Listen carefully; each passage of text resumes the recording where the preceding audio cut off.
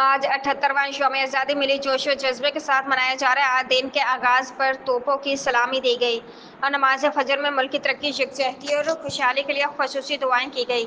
पाकिस्तान के 78वां यौम आज़ादी कौम को मुबारक हो। रात 12 बजते मुल्क भर में जश्न शुरू हो गया।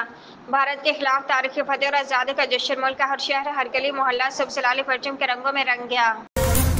बैनुल-अक़वामी मार्केट में तेल की कीमतों में कमी के पेश नज़र 16 अगस्त से अगले 15 दिन के लिए पेट्रोलियम मसनूआत की कीमतों में रद्दोबदल का इम्कान है।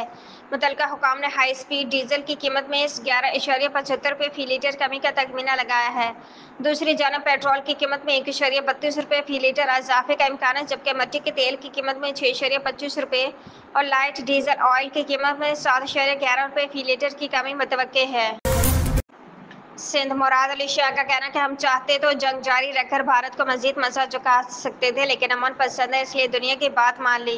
78वें यौम आज़ादी के मौका पर नेशनल स्टेडियम कराची में मार्के हक तकरीब का इनेकाद किया गया। तकरीब में शानदार आतिशबाजी का मुजाहरा किया गया। तकरीब में राहत फ़तेह अली खान, सज्जाद अली, हदीका कयानी, आतिफ असलम और कैफी खलील समेत नामवर गुलकारों की परफॉर्मेंस पर शायकीन झूम उठे।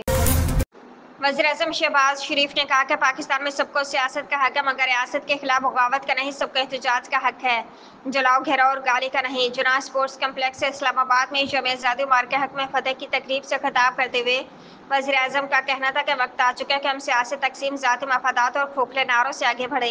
हम आगे बढ़कर पाकिस्तान के लिए इज्तिमाई सोच अपनाएं। आज के अजीम दिन पर तमाम सियासी जमातों, स्टेक होल्डर्स और सिविल सोसाइटी को मिसाक इस्तेहकाम पाकिस्तान का हिस्सा बनाने के लिए दावत देता हूँ।